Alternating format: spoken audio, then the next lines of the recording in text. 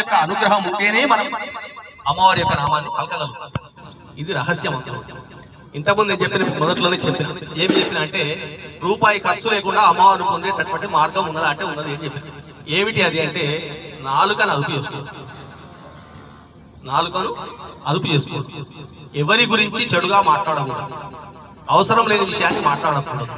ఇచ్చిన మాటను మళ్ళా అమ్మవారి గురించి మాట్లాడడానికి ఎక్కువగా వినియోగించారు. మూకశంకర్ల గురించి మీకు అందరికీ అమ్మవారు చెప్పి ఉంటారు.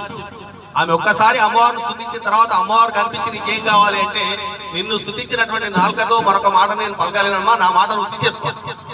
కాబట్టి ఏది మాట్లాడినా అది అమ్మవారి యొక్క కృపను పొందడానికి మాట్లాడిన మాట మాత్రమే కాదు.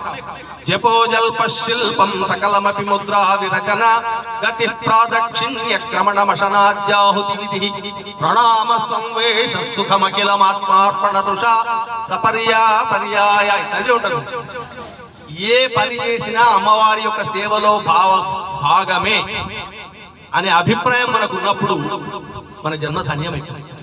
అయితే ఇది రావాలంటే కూడా చాలా కష్టం. ఎంతో సాధన ఉంటే తప్ప, ఎంతో మనము దాని గురించి తపన పడితే తప్ప ఇది రాదు. అంటే ఏ పని చేసినా నేను మాట్లాడుతున్న మాట ఇది అమ్మవారి యొక్క జపంలో భాగము అనుకున్నప్పుడు ఏ వ్యక్తి అయినా చెడుగా మాట్లాడగలుగుతాడా? చెడు మాటలు మాట్లాడగలుగుతాడా?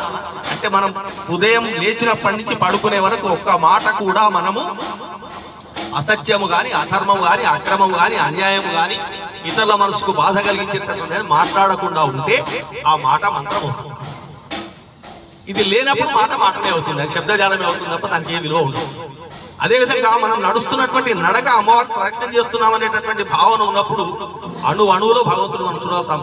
రేణువున ఉన్నాడు భగవానుడు, నేనంతకి ఎవడో యజమానుడు అన్నాడు.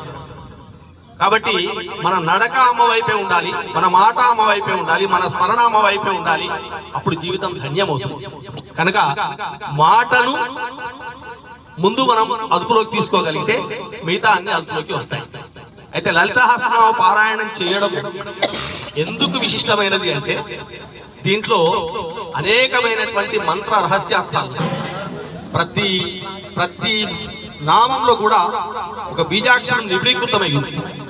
అదంతా కూడా తెలిసినటువంటి ఉపాసకుల ద్వారా తెలుసుకోవాల్సిందే, సాధన చేసినప్పుడు చేయవలసింది.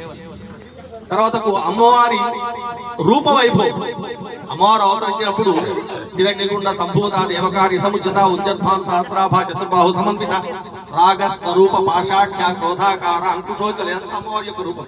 అమ్మవారు అక్కడి నుంచి వస్తూ ఉంటే ఆ చిదగ్నిగుండం, చిత్ అంటే జ్ఞానం, జ్ఞానం అనేటటువంటి అగ్నికుండంలో నుంచి అమ్మవారు ఆవిర్భవిస్తూ ఉంటే ఆమె రూపాన్ని దర్శించినటువంటి వాడు వర్ణించినట్టు.